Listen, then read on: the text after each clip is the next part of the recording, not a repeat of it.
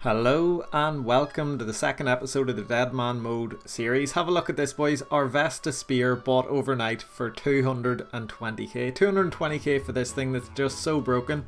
120 crush bonus, 133 stab, 122 strength. It just completely wrecks. Because we bought it so cheap, we had like 400k at the end of the last video on the flipping account. We can also upgrade our rune gloves to big gloves, which is pretty awesome. We unlocked the berserker helm. We got ourselves a glory as well. We're just balling now. So all we really need is a fire cape, an OB body, some tank legs, and we will be ready to be the first person in the game to take down the Nightmare Vashihama. I might go for D boots if I can afford them. I don't know what price they'll be. But yeah, let's crack on with the progress. We've got a lot to get through. So to kick day 3 off, we were going to go and train with this here Vesta Spear. I took it up to my normal Dragonoff training place, but I brought a pet rock. And if any of you don't know, you can actually access further into this tunnel just by dropping a pet rock on the other pad. You don't need 2 people to enter here. I wanted to go into this room because the far end of it is multi, and the Vesta Spear special attack can actually hit up to 16 monsters. If you could get 16 on one tile or on a couple of tiles around you, I think it's up to 8. It's kind of like a barge with you standing in the middle. Then you could hit 16 of these boys at the same time and just get massive XP drops.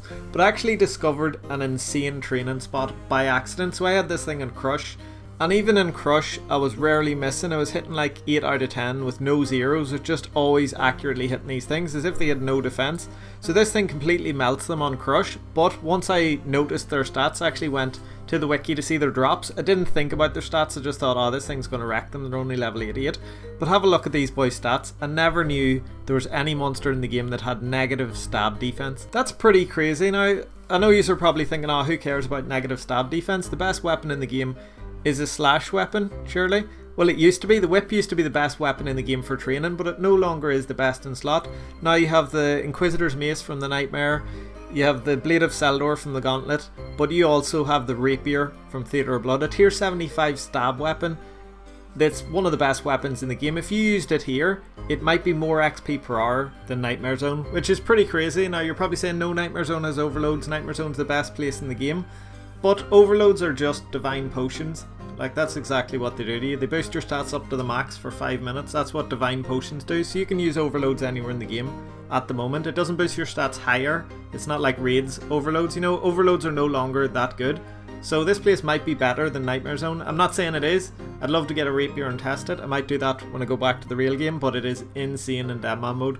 I was getting 1.3 million XP per hour here at 80 strength. That's crazy.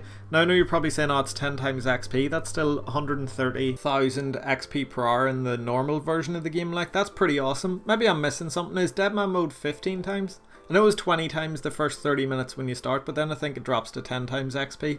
But like, even before I reset it, it was up over a mil XP per hour. I reset it, let it run for 10 minutes, 1.3 million XP per hour, which is pretty awesome. Another really good thing about these boys, they drop circular hides, 1 in 64 drop. You can see one in my inventory there. These here things, you bring them over to the boy from Fremenic Trials quest, and he'll actually turn them into a helm for 5k and a Dragonoff hide, and then you can alch it for 36k. That'll be awesome in Iron Man. Or if you're just doing it in a normal version of the game, you could just sell it to GE for 24k. I was actually getting so many of these hides. It's such a common drop that I ran out of Dragonoff hides and nobody was selling them in the GE. But look at that, 36,000 for every single one you drop. I made 2 of them. I left an offer in for loads of the normal Dragonoff hides. You can get these easy in the regular version of the game. But in Deadman mode, nobody's really killing the Dragonoffs apart from me, so I have to go out, kill the other level 90s, get a load of Dragonoff hides, and then I can make the rest of these ones into the helms and get the like 36k alks.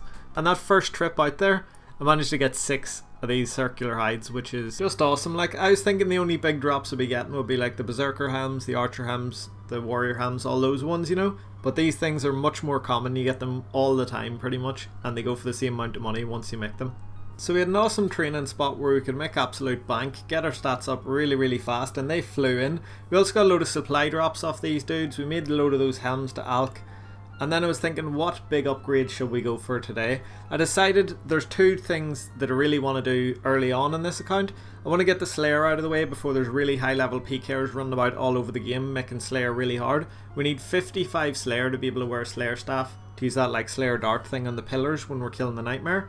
And I also want to get a Fire Cape. So Fire Cape, it doesn't really matter if I get it later on in the account, it won't change too much. I will have to get it at some point, but if I get it earlier, It'll speed up the melee training a little bit with that +4 strength and the +1 stab bonus it has. So it'll just make things a little bit quicker if I get it early on.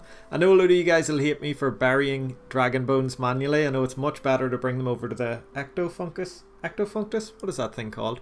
Not too sure. That place over in Port Pasmatis. Oh, why did they change it? Yeah, you know what I'm talking about. Or I could just like bring them over to Gilded Altar, but I don't know anybody in Dead Man mode with that. And I'm making loads of money on these Berserker Helms, on the Circular Hides, Archer Helms, all that kind of stuff, and supply drops. This place is crazy for money because this here's only day 3. I'm getting really good XP per hour and loads of money, and the swap rate at the minute is like 1 to 20. But yeah, it's also super safe, and that's what I really like about it. You can teleport directly to Relica, even in Dead Man mode, by using these here enchanted Lyra things. You just use the raw fish on this here thing, and that gives you 4 teleports every single time to Relica, so you don't have to run the whole way up from Kami and get attacked by PKers. It's also super safe when you're down there because the Dagonoffs have a really long like aggro range. They'll just shoot people from really far away, so you can't get PK'd. We're about 3 hours in to day 3 on the Deadman mode tournament. Ignore my skull, I was just attacking somebody in Waterbirth while he was training at the rock crabs. He got away, but have a look at this. We are hitting level 86 strength and we're really close to 85 attack. So there's 86 strength out of the way, and we're just like 4 or 5 minutes off 85 strength as well. Here we are in the desert just chilling. Addy Defender, Dragon Dagger. You're probably thinking what's going on here, right? We decided it's time to train Slayer, and I went over and got my first ever Slayer task. And guess what it gave us? Cal fights. If any of you don't know, cal fights in Deadman mode are horrible. You have to run into multi. Clans always come and just kill everybody at the cal fights. But because Mulin's allowed this season, cal fights aren't actually that bad. I traded my spear over to my other account, so if I die we don't lose the Vesta spear. I'm just using the Dragon Dagger and Miati Defender. The only thing I'll lose really if I die is all these sharks, which I probably won't lose because I elite them all. But I will lose my big gloves, so it will be like 130k loss. You cannot save or store your big gloves, so that kind of sucks. But yeah, hopefully we don't get PK'd. We're going for level 55 Slayer to smash out that there Slayer staff. Whoa, Slayer is fast. One task I'm about to finish here and I'm already level 44 Slayer. I didn't think it'd be this quick. It's going to take us less than 2 tasks to get level 55 Slayer, because these here are pretty low levels. They're only 40, no, they're only 28 combat. I think they're 40 hit points or something. It is much slower using the Dragon Dagger versus my Vesta Spear. My Vesta Spear would just 2 hit these, but they were taking quite a few hits. But there it is, first task complete, 44 Slayer. For our second assignment, we got Hellhounds, and these things are awesome. They give 1.1k XP every single time. It's not multi, and it's not that far from a safe zone, so I've decided I will risk the Vesta Spear on these boys. It'd take a serious special to kill me, and I'm praying melee actually, so don't even think I could die here. Unless a really good PKer comes and completely wrecks me. I'm in monk robes, I probably could, but I think it'll be okay. There it is, boys. Level 46 Slayer coming in. A few kills later, level 47 is crazy speed. There's level 48 coming in. Level 49. And here it is. The first one it actually shows you the notification on. Level 50. They've actually disabled all the notifications for lower levels, but yeah, we're getting really close now. There's level 54 and we're only 5.6k off, so like 5 more kills will do it, and this is it, the final Hellhound for level 55 Slayer. We also just smashed out 81 defense, and the stats are coming on quite nice here. We've got 85 attack, 87 strength and 81 defense, and 1 more Hellhound to go. There it is, boys, our last Hellhound of the Slayer grind. 55 Slayer has been completed. That means we can now use the Slayer staff and we can now kill the pillars at the Nightmare. So we bought our Slayer staff looking like a bit of a beast, but I actually managed to buy a Slayer's enchantment in the Grand Exchange for 2k. I don't know if this here is any good. I think it upgrades it. It does mean you need 75 magic to use it after, so I'm going to have to do some splash and get my magic levels up. We're 69 at the minute, we'll need to get to 75. So yeah, we're going to upgrade it. We will need 75, but I think it makes it stronger. I'm not actually sure. I should really check the wiki. But yeah, I'll throw it on anyway. It probably makes it stronger. There we go. We now have the Slayer staff enchanted, and we're going to work on this magic. Oh boys, I think this is the end. Sorry, the screen's not even cropped right. I didn't get the recorder on before this started and I had it much bigger than the actual recording thing. We're getting attacked by an absolute unit in Kami. I think it's actually Boaty. Yeah, we're getting attacked by Boaty in Camelot here. We don't have a lot of food. You can't see the inventory. I wish I had cropped it before he started fighting me. But I was just trying to run away to get a level up there. We had to hit him with the grats, you know. No point in being arrogant about it. I think he might take us down though. Not far from the bank, go on. Ah, there we go. Easy enough, boys. Straight into the safe spot. I've actually found that clip on Boaty's side of things. If you want to see it from his point of view, links in the description, it's quite funny. Anyway, we were actually running to get the boat there in Catherby over to Cramja to do our fire cape with melee only. But we got completely wrecked by Boaty and had to bank again. So I've got out all my stuff again, and this time I've got one of the boys from the CC to scout for me. We've sold our normal glory and bought a charged glory, so now we can teleport straight out to the Cramja volcano, head in and do our fire cape. We're using him to check that the coast is clear, and luckily when we headed out we didn't get wrecked by a PKR. He checked, there was nobody here. He checked in the cave, nobody.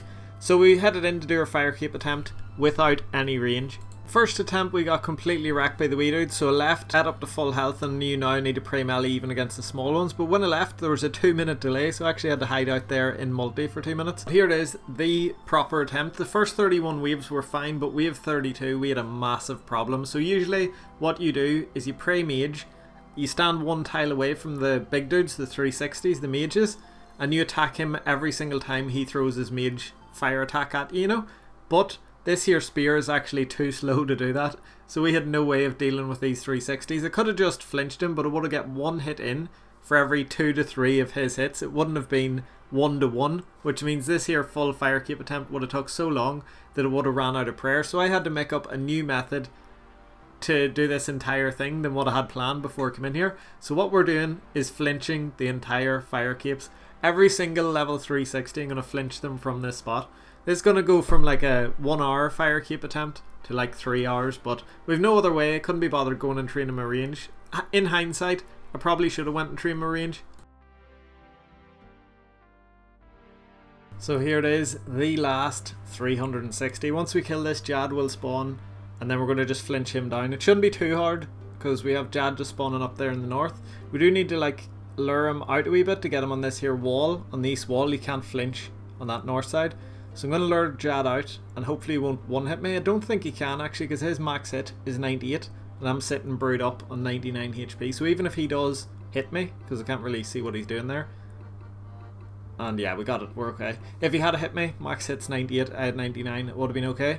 Now I'm going to flinch him down until the healers and then deal with the healers. They're going to be pretty tricky, but we'll see how we get on. So we got him down to halfway and now we just need to aggro all the healers, kill them and finish him off.